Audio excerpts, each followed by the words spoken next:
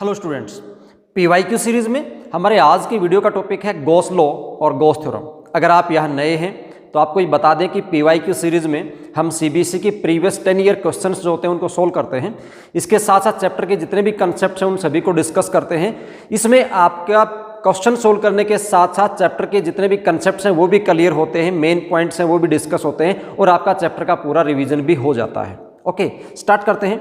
और Gauss law में पहला क्वेश्चन जो आया हुआ है वो क्वेश्चन ये है, how does electric flux due to a point charge enclosed by a spherical Gaussian surface get affected when its radius is increased. कैसे एक जब हम रेडियस को चेंज करते हैं तो पॉइंट चार्ज के कारण इलेक्ट्रिक फ्लक्स कैसे चेंज होता है। इसके अंदर बच्चों को एक कन्फ्यूजन होता है। वैसे तो ये 1 मार्क्स क्वेश्चन है, यस और नो में आप जवाब दे सकते हो, लेकिन मैं पूरा डिटेल में आपको बता रहा हूँ बच्चों को इसमें क्या कन्फ्यूजन होता है। नॉर्मली बच्चे जो फ्लक्स का फॉर्मूला याद करते हैं डेफिनेशन से, और डेफिनेशन क्या बोलता है इलेक्ट्रिक फ्लक्स का कि जो फाई होता है वो ई ए या तो कॉस थीटा होता है या फाई को हम लिखते हैं ई ए। कब लिखते हैं ये फॉर्मूला हम तब लिखते हैं, मान लीजिए आपके पास एरिया इस प्रकार से है, ये इसका एरिया वेक्टर है और इलेक्ट्रिक फील्ड इस प्रकार से making an angle theta with the normal to the area है, तो हम क्या करते हैं, ये इलेक्ट्रिक फील्ड हो गया, ये आपके पास क्या हुआ, इसका एरिया वेक्टर हुआ। मतलब एरिया वेक्टर के साथ या हम कहें कि एरिया की नॉर्मल के साथ इलेक्ट्रिक फील्ड थीटा एंगल बनाता है, तो हम इस प्रकार से फ्लक्स को रिप्रेजेंट करते हैं। और ये कब रिप्रेजेंट करते हैं, ये आपके पास एरिया है, ये आप इलेक्ट्रिक फील्ड की डायरेक्शन है और नॉर्मल की डायरेक्शन भी यही है, तो उस केस में फ्लक्स को आप ऐसे लिखते हो। फ्लक्स की डेफिनेशन आपको अच्छे से पता है कि क्या होती है फ्लक्स की definition. It is the defined as number of electric line of forces crossing a given area normally. इस बात पे आपको ध्यान देना है, एरिया को नॉर्मली क्रॉस करती हैं। तो एरिया को नॉर्मली क्रॉस मतलब यहाँ पे किया, यहाँ पे नॉर्मली क्रॉस तो ऐसे कर रही हैं, बट यहाँ नॉर्मली क्रॉस नहीं कर रही थी, इसलिए हमने क्या किया, जो एरिया वेक्टर था उसका कंपोनेंट ले लिया इलेक्ट्रिक फील्ड के साथ। ओके, तो यहाँ से बच्चा क्या देखता है कि फ्लक्स जो है वो डायरेक्टली प्रोपोर्शनल टू ई है, डायरेक्टली प्रोपोर्शनल टू ए है, और इसके अकॉर्डिंग वो क्या देखता है, एरिया अगर इंक्रीज हो रहा है तो जवाब देगा कि फ्लक्स भी इंक्रीज हो रहा है, और वो ठीक भी है। बट यहाँ पे उसने पूरे कॉन्सेप्ट को अच्छे से नहीं समझा है। ये फॉर्मूला सिर्फ और सिर्फ अप्लाई होता है किसके ऊपर, जब आपको इलेक्ट्रिक फील्ड दे रखा हो। जब आपको इलेक्ट्रिक फील्ड नहीं दे रखा हो, ओनली चार्ज दे रखा हो, तो फ्लक्स का फॉर्मूला होता है phi is equal to q divided by epsilon naught. इसका मतलब फ्लक्स जो है डायरेक्टली प्रोपोर्शनल टू किसके है, चार्ज के हैं। फ्लक्स डायरेक्टली प्रोपोर्शनल टू किसके है, चार्ज के हैं। हम एक बात और भी कह सकते हैं, अगर आप ये फॉर्मूला यूज़ नहीं करते हैं, ये यूज़ करते हैं, तो यहाँ भी कंसेप्ट को आप ऐसे समझ सकते हैं। सपोज करो जैसे ये आपके पास कोई चार्ज है, क्यू चार्ज है, और इससे इलेक्ट्रिक लाइन ऑफ फोर्सेस है वो इस प्रकार से जा रही हैं। आपको पता है पॉजिटिव जो चार्ज होता है उसके कारण इलेक्ट्रिक लाइन ऑफ फोर्स होते हैं वो आउटवर्ड नॉर्मल होती हैं। मैं यहाँ पे 2 एरिया लेता हूँ, इस प्रकार से हम 2 एरिया कंसिडर करते हैं। एक एरिया जो है मैंने ये कंसिडर कर लिया, और दूसरा जो है मैं ये कंसिडर कर लेता हूँ, और आपसे कहा जाए कि दोनों में से किसका फ्लक्स ज़्यादा है, इसका फ्लक्स ज़्यादा है या इसका फ्लक्स ज़्यादा है। तो अगर आप इस फॉर्मूले को फॉलो कर रहे हैं, डायरेक्टली इस फॉर्मूले को फॉलो कर रहे हैं, तो आप क्या बोलेंगे, क्योंकि इसका एरिया ज़्यादा है, बाहर वाला जो सर्कल है, रेड वाला सर्कल, इसका एरिया ज़्यादा है, इसका मतलब इसका फ्लक्स भी ज़्यादा है। बट यहाँ पे आपने कंसेप्ट को अच्छे से नहीं समझा, इसलिए आपने ये जवाब दिया। आप एक बात ध्यान दें, आपको क्या पता है, यहाँ पे आप क्या देख रहे हो, फ्लक्स जो होता है ई ए और कोस थीटा, इन तीनों का प्रोडक्ट है। या मैं ये बोलूँ कि अगर नॉर्मली था तो ई और ए का दोनों का प्रोडक्ट किसके बराबर आता है, फ्लक्स के बराबर आता है। और ये आपको पता है जहाँ पे इलेक्ट्रिक लाइन ऑफ फोर्सेस ज़्यादा क्लोज होती हैं वहाँ पे इलेक्ट्रिक फील्ड स्ट्रॉन्ग होता है, और जहाँ पे लाइन ऑफ फोर्स एक दूसरे से दूर दूर होती हैं वहाँ पे फ्लक्स वीक मतलब इलेक्ट्रिक फील्ड वीक होता है। अगर मैं यहाँ देखूँ इसमें, तो इसमें आप यहाँ देखो लाइन ऑफ फोर्स है, उनके बीच में डिस्टेंस कम है, डिस्टेंस कम है, इसका मतलब इलेक्ट्रिक फील्ड स्ट्रॉन्ग है। तो आप यहाँ क्या देख रहे हो, इस केस में अगर ए लेस है तो ई क्या है, स्ट्रॉन्ग है। इस पॉइंट को अच्छे से पकड़ना आप, अगर एरिया लेस है तो क्या हुआ, इलेक्ट्रिक फील्ड स्ट्रॉन्ग है।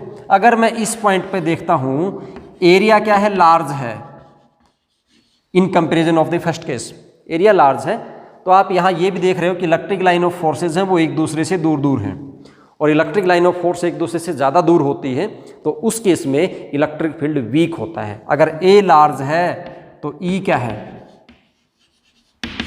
ई वीक है, कमज़ोर हुआ। इसका मतलब अगर एरिया बढ़ाओगे तो इलेक्ट्रिक फील्ड की स्ट्रेंथ घट जाती है, एरिया डिक्रीज करते हो तो इलेक्ट्रिक फील्ड की स्ट्रेंथ इंक्रीज हो जाती है।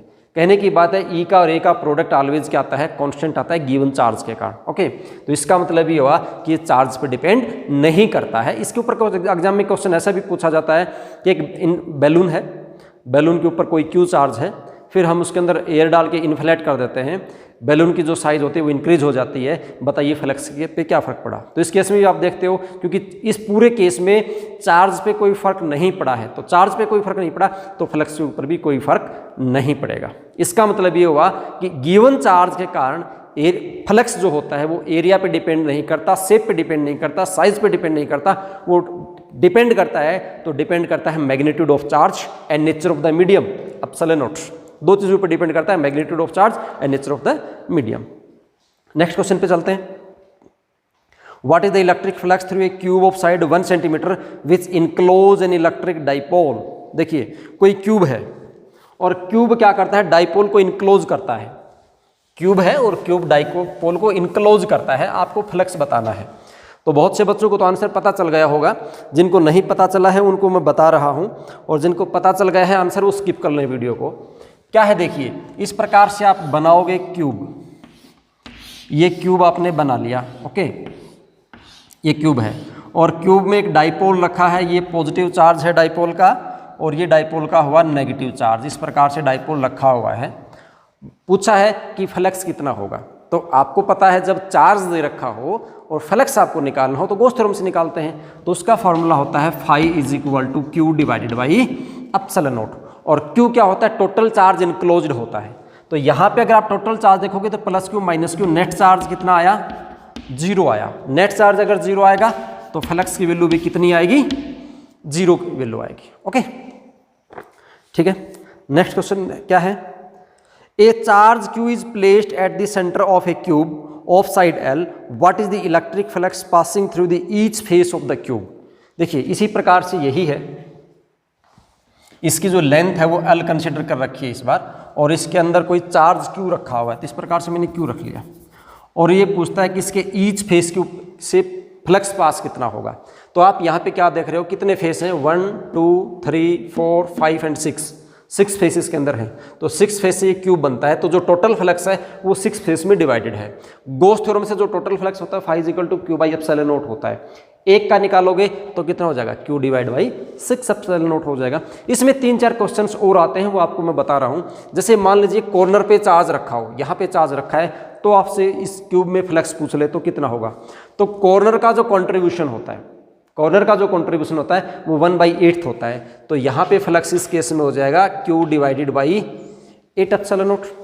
अगर किसी एक फेस पे चार्ज रखा हो, कहाँ रखा हो, फेस पे चार्ज रखा हो, और तब फ्लक्स पूछ ले इसमें क्यूब में, तो कितना होगा, क्यूब का फ्लक्स हो जाएगा तब Q divided by 2 epsilon not, क्योंकि फेस का जो कंट्रीब्यूशन होता है वो हाफ होता है।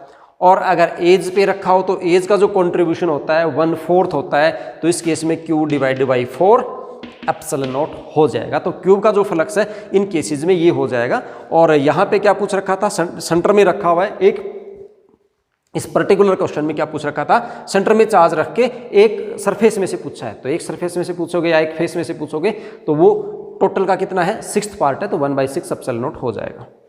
नेक्स्ट क्वेश्चन है, नेक्स्ट ऑप्शन में एक फिगर दे रखा है और उस फिगर में चार्ज है, फिगर है, फिगर में क्या है, चार्ज है।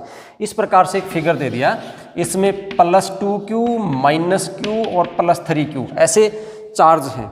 ओके, और ये पूछा है कि नेट फ्लक्स बताइए कितना होगा। तो गॉस थ्योरम का ही क्वेश्चन है ये, आपने गॉस थ्योरम में स्टडी किया है अच्छे से कि गॉस थ्योरम में क्या होता है, जो नेट चार्ज होता है ना फ्लक्स, जो phi is equal to Q divide by epsilon naught होता है, और जहाँ पे ये जो Q होता है वो नेट चार्ज होता है। तो ये आउटसाइड वाला चार्ज तो इसमें कंट्रीब्यूशन कोई करता नहीं है, कंट्रीब्यूशन किसका होगा, इन दोनों का होगा। तो इन दोनों का होगा तो +2Q -Q, नेट चार्ज कितना हुआ, +2Q -Q divided by epsilon not, ये आपके पास होगा Q divided by epsilon not, ये फ्लक्स इसका आ जाएगा। Next question, A charge cube microcoulomb is placed at the centre of A cube, what is the electric flux coming out from any one surface. पीछे जो हमने पढ़ा था 1/6 epsilon not into Q, ये हो जाएगा। ये 1 मार्क्स क्वेश्चन थे। नेक्स्ट चलते हैं 3 मार्क्स क्वेश्चन में, और 3 मार्क्स क्वेश्चन में जो पहला क्वेश्चन है वो क्या है वो देखते हैं।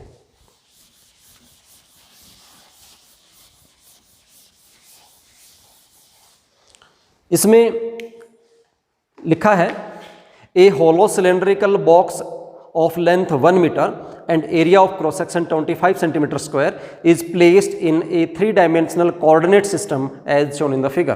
तो कैसे रखा हुआ है, इस प्रकार से एक 3 डायमेंशनल कोऑर्डिनेट सिस्टम बना के दिया हुआ है, और इसके अंदर एक ऐसे एक सिलेंड्रिकल बॉक्स रखा हुआ है। यहाँ से लेकर यहाँ तक के डिस्टेंस 1 मीटर रिप्रेजेंट है, इसको भी 1 मीटर से रिप्रेजेंट किया गया है। क्रॉस सेक्शन एरिया ये जो है इसका एरिया वो 25 सेंटीमीटर स्क्वायर है, तो मीटर में कन्वर्ट कर लेता हूँ, तो इंटू 10⁻⁻⁴ मीटर स्क्वायर है। और इलेक्ट्रिक फील्ड की जो डायरेक्शन है E वो है 50xi, 50xi है इलेक्ट्रिक फील्ड की जो डायरेक्शन है वो। Okay, Newton per coulomb. ये x एक्सिस है, ये y एक्सिस है, और ये z एक्सिस है, ये ओरिजिन है। क्वेश्चन में पूछा गया है net flux through the cylinder and charge enclosed by the cylinder. ये 2 क्वेश्चन इसमें पूछे गए हैं, तो आप यहाँ ध्यान दें, पहले इसी बात पे ध्यान दें। ये जो इलेक्ट्रिक फील्ड यहाँ पर रिप्रेजेंट किया गया है E is equal to 50xi into 50xi newton per coulomb. इसका मतलब ये हुआ कि इलेक्ट्रिक फील्ड जो है वो ना तो यूनिफॉर्म है और ना कांस्टेंट है। ओरिजिन पे अगर आप हो तो ओरिजिन पे x की वैल्यू 0 है, तो यहाँ x की वैल्यू 0 करोगे तो ओरिजिन पे इलेक्ट्रिक फील्ड की वैल्यू 0 है। और जैसे जैसे ओरिजिन से आप पॉजिटिव x एक्सिस में चलते हैं तो x की वैल्यू इंक्रीज हो रही है, x की वैल्यू इंक्रीज हो रही है, इट मीन E भी इंक्रीज हो रहा है। तो यहाँ से मैं ये बोल सकता हूँ कि E डायरेक्टली प्रोपोर्शनल टू किसके है, x के है। x बढ़ाएगा तो E की वैल्यू भी इंक्रीज होने वाली है। तो ये जो पूरे का पूरा है सिलेंडर है, इस पूरे सिलेंडर में या जो सिलेंड्रिकल बॉक्स है इसमें इलेक्ट्रिक फील्ड कांस्टेंट नहीं है, हर पॉइंट के ऊपर इलेक्ट्रिक फील्ड इसका अलग अलग है। इसका मतलब फ्लक्स भी इसमें अलग अलग आएगा। अब देखिए, हमें इसका फ्लक्स निकालना है, तो फ्लक्स जब हम निकालेंगे तो गॉस थ्योरम से निकालने वाले हैं, Q divide by epsilon not होगा। ठीक है, अब Q बाई एप्सिलॉन नॉट यहाँ पे लगने वाला नहीं, क्योंकि मुझे चार्ज गिवन नहीं है, हमें क्या गिवन है, इलेक्ट्रिक फील्ड गिवन है। तो जब आपको इलेक्ट्रिक फील्ड गिवन होता है तो आप फॉर्मूला लगाते हो EA cos थीटा। क्या लगाते हो, EA cos थीटा लगाते हो। तो यहाँ पे एरिया, अगर आप EA cos थीटा फॉर्मूला लगाओगे तो एरिया चाहिएगा आपको, है ना। और एरिया कितने हैं यहाँ पे आप देखेंगे तो हमारे पास यहाँ पे 3 एरिया हैं। एक एरिया ये है, ये, और एक ये इसका ये पार्ट है, कर्व्ड पार्ट है ये। तो जो टोटल फ्लक्स आने वाला है वो 3 के कारण आने वाला है, तीनों फ्लक्स निकाल लेते हैं। ये जो है इसका एरिया वेक्टर हो जाएगा इधर, इसको मैं n2 से रिप्रेजेंट कर देता हूँ। इसका एरिया वेक्टर इधर हो जाएगा, इसको n1 से रिप्रेजेंट कर देता हूँ। इसका एरिया वेक्टर इधर हो जाएगा, इसको n3 से रिप्रेजेंट कर देता हूँ। n1 n2 n3 इनके एरिया वेक्टर हैं। ओके, चाहो तो आप ds2 यहाँ पे ds3 लिख दो, यहाँ पे फिर यूनिट वेक्टर का निशान लगा दो। ठीक है, ये हो जाएगा। ये ds1 मान लेता हूँ। तो पहले मैं निकाल लेता हूँ φ1 कितना होगा, φ1 फ्लक्स कितना होगा। फॉर्मूला आपके पास होता है EA cos थीटा, तो यहाँ पे हो जाएगा E1 A1 cos थीटा, ये फॉर्मूला हो जाएगा। ठीक है, E1 की वैल्यू देखिए यहाँ पे। अब यहाँ पे आप ध्यान से देखना कितना होगा। E1 की वैल्यू निकालेंगे तो E का वैल्यू है 50 इंटू x की वैल्यू यहाँ पे कितनी है, इस पॉइंट के ऊपर, इस सरफेस के लिए x कितना है, यहाँ से लेकर यहाँ तक 1 मीटर गिवन है, तो x की वैल्यू है 1 मीटर इंटू 1। एरिया कितना है, 25 इंटू 10⁻⁻⁴, 25 इंटू 10⁻⁻⁴ cos थीटा। अब यहाँ देखिए, electric field positive x axis में है, नॉर्मल वेक्टर इधर जा रहा है, दोनों के बीच में एंगल कितना बनेगा, 180 डिग्री बनेगा। अगर 180 डिग्री बनेगा तो cos 180 डिग्री कितना होता है, -1। तो φ1 आपके पास आया -25 और 5 हो जाएगा 125 इंटू 10⁻⁻3, ये -3 हो जाएगा Newton metre square per coulomb. φ2 निकालेंगे इसी प्रकार से, φ2 निकालेंगे तो उसके लिए हो जाएगा E2 A2 cos theta. E2 की वैल्यू कितनी हो जाएगी, देखिए यहाँ पे है, तो यहाँ पे हो जाएगा E इंटू एक्स। एक्स यहाँ तक कितना है, यहाँ से लेकर यहाँ तक 1 मीटर है और यहाँ से लेकर यहाँ तक 1 मीटर है, तो टोटल 2 मीटर डिस्टेंस हो गई। तो ये आपके पास हो जाएगा 2 इंटू 50 इंटू एरिया कितना है 25 इंटू 10⁻⁻⁴ और यूनिट क्या है Newton metre square per coulomb हो जाएगा। इसको आप कैलकुलेट करेंगे तो ये हो जाएगा 2 into 125 into 10⁻⁻³ newton metre square per coulomb. φ3 अगर हम निकालते हैं तो φ3 की वैल्यू 0 आएगी। क्यों 0 आएगी, इसका नॉर्मल वेक्टर इधर है, इलेक्ट्रिक फील्ड इधर है, दोनों के बीच में एंगल कितना 90 डिग्री, cos 90 कितना हो जाता है 0। तो इस केस में नेट फ्लक्स हमारे पास जो आया, नेट फ्लक्स आएगा वो कितना आएगा, नेट फ्लक्स फाई आपके पास आएगा φ1 प्लस φ2 प्लस φ3 और φ1 φ2 φ3 को ऐड करोगे ये नेगेटिव है ये पॉजिटिव है, ये 0 था, तो नेट रिजल्ट आपके पास आता है 125 into 10⁻⁻³ newton metre square and per coulomb. Okay, इसके ऊपर एक क्वेश्चन और भी बनता है, वो आपको मैं बताऊं किस प्रकार से एग्जाम में आ सकता है। यहाँ पे तो सिलेंडर दे रखा था, एग्जाम में आपके पास क्वेश्चन इस प्रकार से भी आ सकता है कि आपके पास ऐसे क्यूब दे रखा है, ये क्यूब है, सिलेंडर की जगह किसका क्वेश्चन आ सकता है क्यूब का, और उसमें क्या करेगा उस क्यूब को भी हमने ऐसे ही रख दिया। ट्राई करना है इसको आप कि ये कैसे बनेगा। वैसे जब थ्योरी में मैंने ये पॉइंट पढ़ाया था तो उसमें अच्छे से बताया भी था आपको। यहाँ पे देखेंगे इलेक्ट्रिक फील्ड सिमिलरली ऐसे ही दे देगा तो फ्लक्स कैसे निकलेगा, तो आप क्या देखोगे इन सभी के नॉर्मल वेक्टर देखेंगे, मतलब एरिया वेक्टर देखेंगे सभी के क्या है। एरिया वेक्टर देखेंगे तो आप देखेंगे कि इसका एरिया वेक्टर, इस सरफेस का एरिया वेक्टर और इस सरफेस का एरिया वेक्टर 0 और 180 डिग्री एंगल बनाते हैं। ये 0 डिग्री बनाएगा, ये 180 डिग्री बनाएगा, बाकी सारे 90 बनाएंगे, तो बाकी सभी का तो हो जाएगा 0, बाकी सभी का फ्लक्स कितना हो जाएगा 0, कंट्रीब्यूशन होगा सिर्फ इसका और इसका। एक केस में क्या होता है, कोऑर्डिनेट एक्सिस को यहाँ से स्टार्ट करने के बजाय कोऑर्डिनेट एक्सिस को यहाँ से स्टार्ट कर देगा, तो उस दौरान इस सरफेस का फ्लक्स 0 हो जाएगा, क्योंकि यहाँ पे x की वैल्यू 0 है तो ए की वैल्यू 0 हो जाएगी, फ्लक्स में कंट्रीब्यूशन सिर्फ इस सरफेस का बचेगा। ओके, ठीक है, नेक्स्ट क्वेश्चन करते हैं। अच्छा, इसमें एक क्वेश्चन बच गया, ये तो मैंने फ्लक्स बता दिया। इसमें नेक्स्ट पार्ट पूछा था कि फ्लक्स बताने के बाद आपको नेट चार्ज इनक्लोज्ड भी बताना है। तो चार्ज इनक्लोज्ड अगर आपको बताना है तो फॉर्मूला, जब आपको फ्लक्स पता हो चार्ज बताना है तो सिंपल सा फॉर्मूला है गॉस थ्योरम से, φ is equal to Q/ε0 and Q is equal to φ into ε0। Flux आप निकाल चुके हैं, ये है ε0 की वैल्यू आपको पता है 8.85 10⁻12 होता है, यूनिट के साथ लिख लेंगे, मल्टीप्लाई करेंगे, रिजल्ट आपके पास चार्ज का आ जाएगा। ये 3 मार्क्स क्वेश्चन थे। 5 मार्क्स क्वेश्चन हैं, उनके ऊपर चलते हैं। 5 मार्क्स से क्या क्या क्वेश्चन एग्जाम में आए हुए हैं।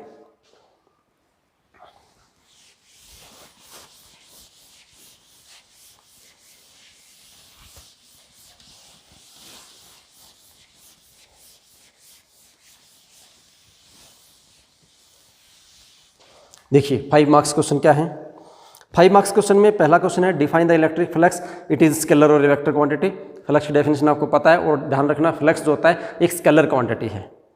ए point charge Q is at a distance of d/2 directly above the centre of a square of the side d as shown in the figure. इस प्रकार से एक फिगर देके एक स्क्वायर लिखा है, ये स्क्वायर का फिगर है और इसकी साइड कितनी है, इसकी साइड है d। ओके, और इससे डायरेक्टली बोलता है सेंटर से जो d/2 डिस्टेंस है वहां पे एक चार्ज q रखा हुआ है। Use Gauss law to obtain expression for the electric flux through the square. इस स्क्वायर में से हमें इलेक्ट्रिक फ्लक्स बताना है। देखिए गॉस थ्योरम जो है, गॉस थ्योरम से अगर आप इलेक्ट्रिक फ्लक्स निकालते हो तो वो निकलता है सिर्फ क्लोज्ड सरफेस के लिए। किसके लिए निकलता है, क्लोज्ड सरफेस के लिए, मतलब गॉस थ्योरम अप्लाई करने के लिए जो सरफेस है वो क्लोज होना चाहिए। सरफेस अगर क्लोज नहीं है तो गॉस थ्योरम अप्लीकेबल नहीं होगी। यहाँ पे ये सरफेस क्लोज नहीं है, मुझे इसको सरफेस को क्लोज करना है। अब एक स्क्वायर है, स्क्वायर को मैं क्लोज कैसे कर सकता हूँ, एक स्क्वायर है, इस स्क्वायर को देखो कैसे क्लोज कर सकते हो आप। इसकी क्लोज शेप अगर बनाओगे तो यहाँ से एक स्क्वायर आप इसके ऊपर यहाँ लगा दो ऐसे, ओके, एक यहाँ लगा दो ऐसे,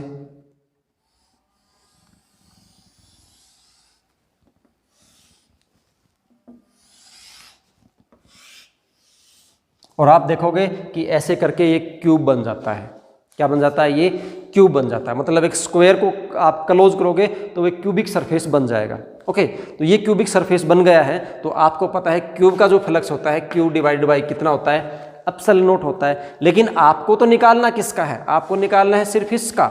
ये देखिए, ये वही क्वेश्चन है जो पहले आप कर चुके हो। पीछे क्वेश्चन आपके पास आया था कि क्यूब के एक फेस का फ्लक्स बताइए, आपको सिर्फ अब इसी का फ्लक्स बताना है, तो क्यू डिवाइड बाई कितना हो जाएगा, 6 एप्सिलॉन नॉट। फिर इसी क्वेश्चन में आगे बोला गया है, if the point charge is now moved to a distance d, इस पॉइंट चार्ज को d/2 से कहां पे मूव कर दिया, d पे कर दिया। From the centre of the square and the side of the square is doubled, her side को क्या कर दिया, 2d कर दिया। Explain how electric flux will be affected. इस क्वेश्चन का जवाब भी हम 1 मार्क्स क्वेश्चन में दे चुके हैं, क्योंकि अगर जब तक चार्ज फिक्स है तो शेप इसकी साइज आप बदलेंगे उससे कोई फर्क नहीं पड़ने वाला, क्योंकि flux Q by epsilon naught होता है। यहाँ पे हमने इसकी साइज को इंक्रीज किया है, जो चार्ज है उसके मैग्नीट्यूड में कोई चेंज नहीं किया है, तो हम आंसर लिखेंगे there is no change in the electric flux because flux does not depend upon the shape and size of the surface for a given charge. तो गिवन चार्ज के लिए कोई इसमें चेंज नहीं होने वाला है। नेक्स्ट क्वेश्चन देखते हैं। नेक्स्ट क्वेश्चन थोड़ी देर पहले मैंने आपको बताया था वही है, डायग्राम बना देता हूँ, सोल्व कर लेना आप। Given the electric field in the figure E is equal to 2xi, electric field की वैल्यू गिवन है, E is equal to 2xi, electric field की वैल्यू गिवन है। And the electric flux through the cube and the charge enclosed by it, cube बना रखा है ऐसे, इसका hint मैंने आपको दे दिया था, फिर से बता रहा हूँ। ओके, और इसके आपको क्या करना है, चार्ज भी बताना है इसके अंदर से, और इसके अंदर से आपको चार्ज बताना है और फ्लक्स बताना है। ये रिप्रेजेंट है इस प्रकार से। तो आपको बताया था इस सिर्फ और सिर्फ फ्लक्स होगा इस सरफेस का, इसका 0 हो जाएगा क्योंकि यहाँ पे E की वैल्यू 0 है, और इन सभी का जो एरिया वेक्टर होगा वो इलेक्ट्रिक फील्ड के साथ नॉर्मल है, मतलब 90 डिग्री एंगल बनाता है, इसलिए इन सभी का हो जाएगा 0। तो फ्लक्स मुझे सिर्फ इस सरफेस का फ्लक्स बचेगा, इसका फ्लक्स बचेगा, तो वहाँ से मैं चार्ज इजीली कैलकुलेट कर लूँगा। नेक्स्ट क्वेश्चन है, define electric flux, write its SI unit, पता है आपको। Gauss law in electrostatics is true for any close surface no matter what its shape और size is, justified this statement with the help of a stable example. Example हमारे पास ये यहीं पे था, एक एग्जांपल मैं फिर से बता देता हूँ, जो मैंने आपको स्टार्टिंग में बताया था कि जो गॉस थ्योरम में फ्लक्स जो होता है क्यू बाई एप्सिलॉन नॉट होता है, तो आप उसमें ये एग्जांपल दे देंगे, एक क्यू चार्ज लिया और उससे इस प्रकार से electric line of force draw करेंगे, आप ऐसे ड्रॉ करेंगे, तो एक पहला सरफेस ले लेंगे, एक दूसरा सरफेस ले लेंगे, और यहाँ पे आप क्या देख रहे हो, दोनों सरफेस का फ्लक्स सेम है। रीज़न क्या बोलोगे, अगर इस सरफेस के लिए एरिया कम है तो इलेक्ट्रिक फील्ड स्ट्रॉन्ग है, और इस सरफेस के लिए एरिया ज़्यादा है तो इलेक्ट्रिक फील्ड वीक है। So product of E and A is always constant, product of E and A is always constant. तो फ्लक्स जो होता है वो ऑलवेज क्या रहेगा, कॉन्स्टेंट रहेगा। एक गिवन चार्ज के लिए वो शेप पे डिपेंड नहीं करेगा, साइज पे डिपेंड नहीं करेगा। ओके, तो ये क्वेश्चंस थे जो 5 मार्क्स में, 3 मार्क्स में और 1 मार्क्स में आए हुए हैं। नेक्स्ट वीडियो के अंदर हम जो एप्लीकेशंस हैं गॉस लॉ की उनको सोल्व करने वाले हैं।